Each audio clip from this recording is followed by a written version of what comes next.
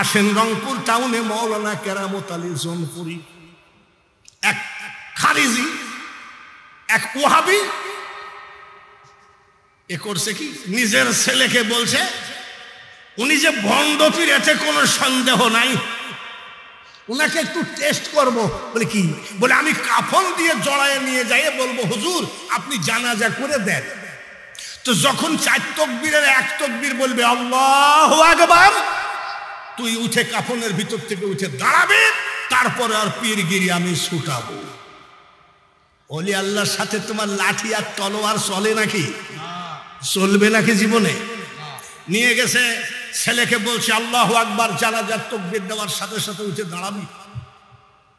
বলে নিয়ে যায়, বলছে হুজুর আল্লামা কেরামত আলী আপনার কাছে এটা আমি মানতি করেছিলাম, আমার ছেলেটা মারা গেলে ওনাকে দিয়ে জানাজা করবো। তো বলছে বাবা আমাকে দিয়ে জানাজা না করে এমনি মোল্লা মুন্সি দিয়ে করো না। বলে না না, আপনাকে দিয়েই আমি নিয়াত করেছি। বলে তাই নাকি? বলে ছেলে মরা না জিন্দা? মরা। আর একবার বলো মরা, আর একবার বলো মরা। 3 বার জবান দিয়ে বলে চলো জানাজায় যায়। আল্লাহু আকবার। কয় তাকবীর দিতে হয় জানাজায়? জোরে কর। কি জানি বাবা, আমাদের দেশে কিছু কিছু লোক বাইরে হয়ে যায় আজকে, হাত বাঁধে মহিলাদের মতো। দেখে আর ওর পার্শ্বে যদি দাঁড়ান তাহলে আপনার পার কেনি আঙ্গুল আছে না, ওটা আপনাকে সার্জারি করা লাগবে। ও যে কাজ করে থুয়ে যায়, এই যাত্রা এসে একবারে সব শেষ করে দিল। ভাইরা আমার, আল্লাহু আকবার কয়টা হইল? ওর ছেলের বাপের ভিতরে লাঠি, আল্লামা কেরামত আলীকে মারবে। তো বলছে শালা উঠেন, আলাইকুম রহমতুল্লাহ। এইবার ওই কাফের মুনাফেক ডাক দিয়ে কয় হুজুর কেরামত আলী আপনি এই দেশ থেকে চলে যান। বলে কেন? আপনি তো জানাজার নামাজই জানেন না, 4 তাকবীরে জানাজা করতে হয়, 5 তাকবীর দিলেন কেন?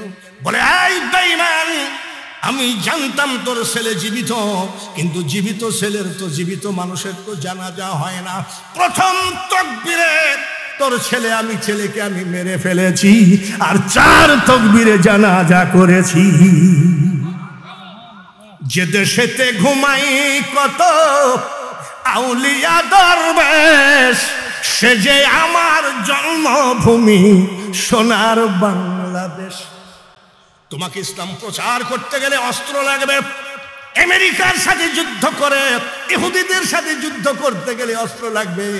আর নাসিরউদ্দিন সিপাহসালাহ বাবা শাহজালালের কি বলে আউলিয়াদের কি বলে যে একটা কমিটি ছিল, ওকে সিএনসি বলা হয়, মিলিটারিদের যে প্রধান সেনাপতি নাসিরউদ্দিন সিপাহসালাহ যখন আজান দিলেন, গর্গবিন্দর বাড়ি ভূমিকম্পের মতো একেবারে ধ্বংস হয়ে গেল। এইভাবে কেরামতি দিয়ে তারা এই দেশে ইসলামের দাওয়াত দিয়েছে। এই দেশ থেকে ওলি আল্লাহদের বিরুদ্ধে লড়তে যাওয়া মানে নিজের কপালে নিজে কুড়োল মারা। জোরে বলেন ঠিক কিনা?